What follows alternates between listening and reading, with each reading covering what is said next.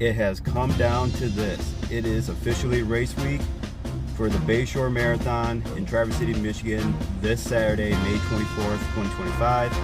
And it's been a journey, to say the least. Lots of miles on my feet, getting lots of food, electrolytes, coconut water, yes, and coffee.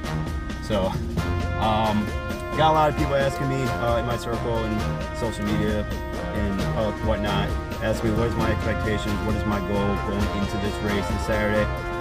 Honestly, going into this training block, I didn't really have any major goals except if I can finish around my own respectable time, which was 2 years ago. I PR'd this race a 3:17.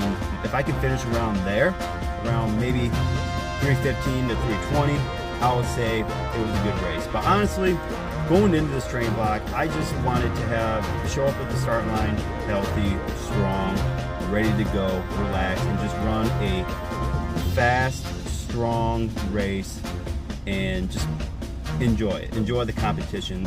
Enjoy going to battle against myself. I will say this though.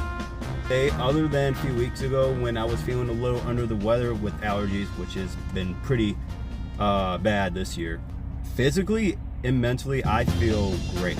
I actually, which is crazy, the last 6 weeks where the intensity and the mileage has picked up, I feel better now than I did I first started early in this training block, the first 6-8 weeks or some around that time. The first 6 weeks especially. I prioritize sleep a lot more. I prioritize recovery. I increase my carbohydrates. Those are all just little things, but I think a lot of it is just outside stress as well.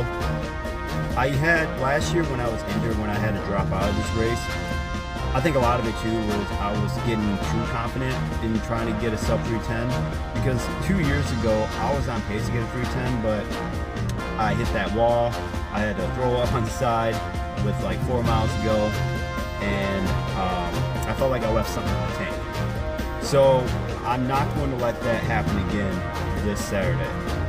I am going to prioritize my sodium intake, make sure I'm not getting too much, but just enough, because in Michigan, in May especially, you don't know what it's going to be. It's going to be cold, windy, rainy, or it's going to be a 90-degree weather like it was 2 years ago. I think a lot of it is just outside stress. I chose to stress about what's really important to me and what I can control.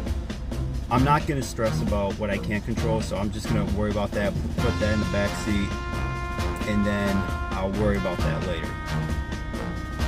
I doubt a lot of breath work, meditation, all that, so, and it's definitely helped a lot. I think that played a part of it, and also prioritizing strength, just working on the little fundamental things as well. If you go back and watch the double run St. Patrick's Day video where I did that morning run, long run, in the 5K race in downtown Bay City, that morning run, I was originally going to do, I think, a 12, maybe 13 half marathon distance, but I cut it short. One, I didn't dress warm enough because I did not expect it was going to be rainy, windy, and cold.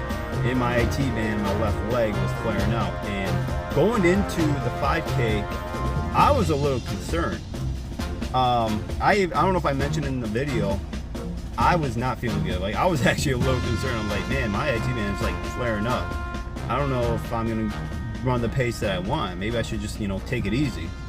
Maybe I'll just do a recovery run. I was planned on doing a first 10, the first 13 easy, and then the last 3 at a tempo. But I decided to cut that run, that morning run short. It's just 11 and a half some miles.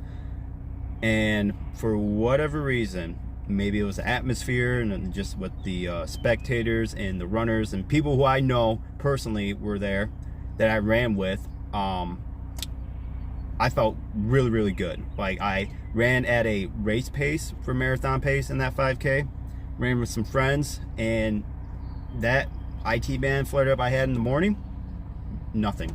It was weird. So I think stress plays a part of it as well. You just got to control your mind.